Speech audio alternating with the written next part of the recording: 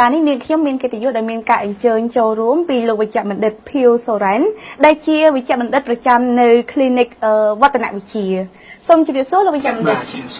ចាលោកវិជ្ជបណ្ឌិតយើងដឹងហើយថាប្រជាពលរដ្ឋនៅពេលបច្ចុប្បន្ននេះគាត់និយមទៅពិសាអាហារនៅខាងក្រៅណាស់អញ្ចឹងតើការពិសាអាហារនៅខាងក្រៅនោះអាចធ្វើឲ្យគាត់នឹងងាយឆ្លងនៅជំងឺថ្លើមដែរទេលោកវិជ្ជបណ្ឌិតបាទជាបឋមខ្ញុំសូមជម្រាបពាក់ព័ន្ធជាមួយនឹងមូលហេតុដែលបង្កឲ្យមានជំងឺថ្លើមនឹងសិនមុននឹងខ្ញុំឆ្លើយនឹងសំណួរមូលហេតុដែលបង្កឲ្យមានជំងឺរលាកថ្លើមហ្នឹងវាមានមូលហេតុច្រើននៅក្នុងហ្នឹងមូលហេតុដែលបង្កអាចឲ្យចម្លងពីមួយទៅមួយនៅជំងឺថ្លើមហ្នឹងគឺមូលហេតុដែលបង្កដោយពួកវីរុសហ្នឹងវាមានវីរុសប្រភេទ A ប្រភេទ B ប្រភេទ C ជាដើមហើយមានមូលហេតុផ្សេងទៀតក៏បង្កឲ្យមានជំងឺរលាកថ្លើមនឹងផងដែរដូចជាសូរ៉ាដូចជាជាតិគីមីឬក៏ថ្នាំពេទ្យមួយចំនួនឬក៏ឱសថបុរាណមួយចំនួនអាហារបំពន់មួយចំនួនក៏ធ្វើឲ្យមានការខូចខាតពុលទៅលើថ្លើមផងដែរអញ្ចឹងការដែលអាចមូលហេតុដែលបណ្ដាលឲ្យអាចឆ្លងពីមួយទៅមួយតាមរយៈការហូបចុកអីហ្នឹងយើងមានមេរោគដែលបង្កអាចឲ្យទៅជារលាកថ្លើមឆ្លងបានហ្នឹងគឺមេរោគថ្លើមប្រភេទ A គឺវាអាចឆ្លងតាមរយៈចំណីអាហារបានតាមចំណីអាហារមិនស្អាតតាមទឹកមិនស្អាតឬក៏តាមអនាម័យនៃអ្នកជំងឺម្នាក់នៃប្រជាពលរដ្ឋយើងម្នាក់ដែលគាត់មិនធ្វើការអនាម័យរាងកាយអនាម័យដៃអនាម័យចូលបន្ទប់ទឹកអីហ្នឹងបើសិនជាគាត់មិនបានធ្វើការលាងសម្អាតឲ្យបានស្អាតទេអាចឆ្លងនៅជំងឺរលាកថ្លើមប្រភេទ A ដោយឡែកជំងឺរលាកថ្លើមប្រភេទ B និងប្រភេទ C វាមិនចម្លងតាមរយៈចំណីអាហារទេគឺវាចម្លងតាមឈាមតាមទឹករងៃឬក៏តាមវត្ថុរាវដែលចេញពីអ្នកជំងឺដូចជាខ្ទុះដូចជាតបាយអីជាដើមអញ្ចឹងអាហ្នឹងពាក់ព័ន្ធមួយមេរោគប្រភេទ B និងប្រភេទ C ចាអញ្ចឹងមានន័យថាបើសិនជាប្រជាពលរដ្ឋគាត់ទៅនិយមអាហារនៅខាងក្រៅហ្នឹងគឺមេរោគថ្លើមដែលងាយឆ្លងសម្រាប់គាត់គឺប្រភេទ A ចាអញ្ចឹងតើលោកវិជ្ជបណ្ឌិតមេរោគប្រភេទ A ហ្នឹងគាត់អាចងាយស្រួលនឹងឆ្លងតាមរយៈអីគេខ្លះទៀតទៅលោកវិជ្ជបណ្ឌិតងាយស្រួលអាចចម្លងគឺពាក់ព័ន្ធជាមួយនឹងអាហារមិនស្អាតអាហារមានមេរោគប្រភេទ A ហ្នឹងរួចទៅតាមរយៈទឹកតាមរយៈការប៉ះពាល់ជាមួយនឹងអ្នកជំងឺដែលមានមេរោគតាមទឹកដេញណែឬមួយក៏តាមទឹកមាត់តាមញើសតាមដេញណែអ្នកខ្លះដៃគូរួមភេទដែលមានមេរោគរលាកថ្លើមប្រភេទ A ហ្នឹងគាត់រួមភេទតាមរុនគូតអីហ្នឹងគឺថាអាចប៉ះពាល់ជាមួយនឹងលាមកប៉ះពាល់ជាមួយស្អីហ្នឹងគឺអាចឆ្លងមេរោគថ្លើមប្រភេទ A ហ្នឹងផងដែរលោកចាំដឹងអញ្ចឹងបើសិនជាប្រជាពលរដ្ឋគាត់ចូលបន្ទប់ទឹកសាធារណៈអីមើលទៅអាចនឹងងាយឆ្លងអាចងាយឆ្លងពីព្រោះយើងមិនដឹងថាអ្នកណាខ្លះដែលមានជំងឺហ្នឹងអ្នកណាខ្លះមិនមានជំងឺហ្នឹងអញ្ចឹងសំខាន់ជាងគេគឺអនាម័យនៅពេលដែលយើងចូលបន្ទប់ទឹកហ្នឹងចេញមកវិញយើងត្រូវមានលាងដៃឲ្យស្អាតជាមួយសាប៊ូឬមួយក៏យើងដាក់គេហៅថាប្រដាប់លាងដៃនៅកប៉ាល់ខ្លួនឯងទៅពីព្រោះនៅតាមបន្ទប់ទឹកនីមួយយើងមិនអាចកំណត់ថាអ្នកណាឈឺអ្នកណាមិនឈឺបានទេចាលោកចាំដែរអញ្ចឹងប្រជាពលរដ្ឋមួយចំនួនទៀតនៅពេលដែលគាត់ទៅពិសាអាហារនៅខាងក្រៅអញ្ចឹងគាត់ខ្លាចឆ្លងអីចឹងដែរដូចស្លាបព្រាអីគាត់ជួតជាមួយនឹងក្រូចឆ្មាអញ្ចឹងលោកចាំដែរតើអាចជួយកាត់បន្ថយការឆ្លងបានទេមេរោគរលាកថ្លើមប្រភេទ A វាងាប់នៅក្នុងកម្ដៅចាប់ពី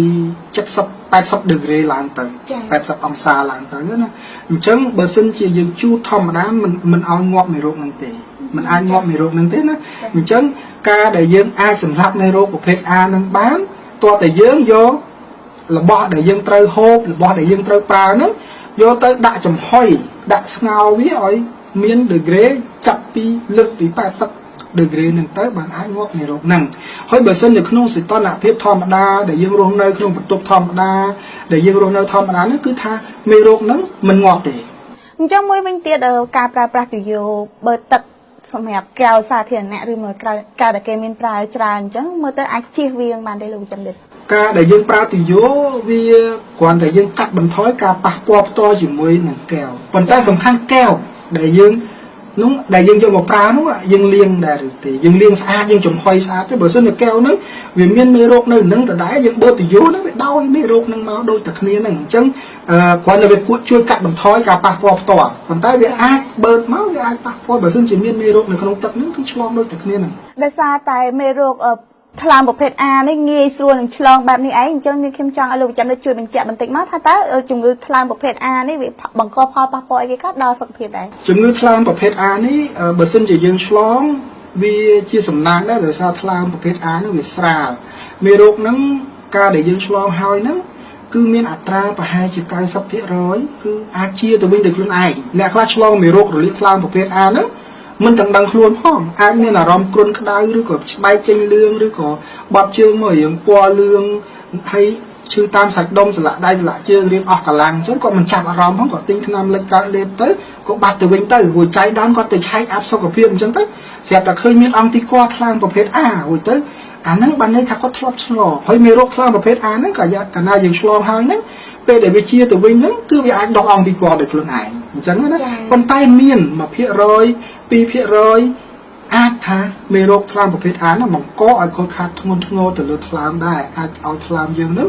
វិវត្តទៅជាកម្រិតធ្ងន់ដែរតែយើងកម្រជួបណាស់អរលោកចាំអញ្ចឹងនេះខ្ញុំចង់ឲ្យលោកចាំបណ្ឌិតជួយបន្ថែមបន្តិចមកថាតើបើសិនជាជំងឺថ្លើមប្រភេទ B វិញប្រជាពលរដ្ឋគាត់ប្រឈមនៅក្នុងកលៈទេសៈណាខ្លះដែរទៅមេរោគថ្លើមប្រភេទ B វាអាចចម្លងទៅមនុស្សម្នាក់ពីអ្នកជំងឺទៅមនុស្សម្នាក់ហ្នឹងតាមរយៈឈាមតាមហើយការដែលយើងឆ្លងបានហ្នឹងវាមានភ្នាក់ងារចម្លងដែលចម្លងទៅហ្នឹងអាចថាយើងប្រើប្រាស់របស់រួមជារបស់មុតស្រួចដែលងាយប៉ះពាល់ជាមួយឈាមដូចជាកត្រៃកាត់កញ្ចក់ឡាមកោបពុកមាត់ឬមួយក៏កង្វះកៅអាចតិចឬមួយក៏មជុលសារ៉ាងរួមដែលយើងមិនបដូរមជុលមានឈាមអ្នកមេរោគថ្លើមប្រភេទ B ហ្នឹងវាអាចឆ្លងទៅដែរហើយសប្តាហ៍ថ្ងៃនេះអ្នកដែលគាត់ទៅតាមហាងសម្អាតតិចឬក៏ធ្វើកញ្ចក់ឬក៏កន្លែងគេហៅថាបកស្បែកបកអីហ្នឹងគេថាអាចប្រឈមជាមួយនឹងឆ្លងពីព្រោះគាត់យកសម្ភារៈហ្នឹងបើសិនជាសម្ភារៈហ្នឹងគាត់មិនបានចំហុយរងាប់មេរោគឲ្យបានគ្រប់ degree ទេគឺអាចមេរោគហ្នឹងរស់នៅក្នុងស្ថានភាពធម្មតាហ្នឹងបានរាប់ខែអញ្ចឹងទៅគឺមេរោគថ្លើមប្រភេទ B ហ្នឹងវាឆ្លងតាមរយៈឈាមសំខាន់ណាស់ណាអញ្ចឹងមិនមែនថាគាត់ទុកពី3ថ្ងៃហើយមេរោគស្លាប់អស់ហើយអញ្ចឹងអត់អាចទេមិនងាប់ទេមេរោគថ្លើមប្រភេទ B ហ្នឹងវាងាប់នៅក្នុងសីតុណ្ហភាព98អង្សាឡើងទៅបើយើងសង្ស័យថានៅកន្លែងហ្នឹងពួកគាត់មិនបានធ្វើការសម្អាតឬក៏រងាប់មេរោគបានល្អណាហើយទៅថ្លើមប្រភេទ A ប្រភេទ B ហ្នឹងវាសំណាងដោយសារយើងមានវ៉ាក់សាំងអញ្ចឹងបងប្អូនប្រជាពលរដ្ឋយើងដែលគាត់ចង់ការពារឲ្យបានល្អហ្នឹងគាត់ចាក់វ៉ាក់សាំងទៅចាក់វ៉ាក់សាំងថ្លើម A ចាក់វ៉ាក់សាំងថ្លើម B ហ្នឹងទៅគឺយើងអាចបង្ការកុំឲ្យមានការឆ្លងទៅថ្ងៃក្រោយបានហើយលោកចាំដិតដោយសារតែអំបញ្ញមិញនេះខ្ញុំនឹកឃើញសំណួរមួយចង់ចោទសួរលោកចាំដិតភ្លាមតែម្ដងចង់ដឹងថាតើជំងឺថ្លើមដែលប្រភេទ A ប្រភេទ B ប្រភេទ C ហ្នឹងអាចឆ្លងតាមរយៈការរួមភេទដែរទេប្រភេទ A ប្រភេទ B ប្រភេទ C អាចឆ្លងតាមរយៈការរួមភេទដូចគ្នាទាំង3ហ្នឹងណាក៏ប៉ុន្តែថ្លើមប្រភេទ A វាមិនមែនឆ្លងតាមឈាមទេតាមការរួមភេទដោយដៃគូហ្នឹងរួមភេទតាមរង្គូតដែលអាចប៉ះពាល់ជាមួយលាមកបើសិនជាដៃគូដែលរួមភេទហ្នឹងគាត់រួមភេទតាមរង្គូតហើយទៅគាត់មានផ្ទុកមេរោគថ្លើមប្រភេទ A ហ្នឹងគឺអាចឆ្លងប្រឈមជាមួយនឹងការឆ្លងតាមទ្វារលាមកហ្នឹងដែលមានមេរោគហ្នឹងរួចទៅសម្រាប់ថ្លើមប្រភេទ B ប្រភេទ C គឺអាចឆ្លងតាមទឹកកាមតាមទឹករំអិលឬក៏តាមឈាមដែលដាច់រលាត់ជាមួយនឹងដៃគូរួមភេទដែលមានផ្ទុកមេរោគហ្នឹងអរគុណច្រើនលោកវិជ្ជបណ្ឌិតសម្រាប់ការចំណាយពេលវេលាដ៏មានតម្លៃចែកជូននូវចំណេះដឹងអំពីជំងឺថ្លើមជូនដល់ប្រជាពលរដ្ឋយើងនៅក្នុងសប្តាហ៍នេះនាងខ្ញុំសូមអរគុណនិងសូមជម្រាបលា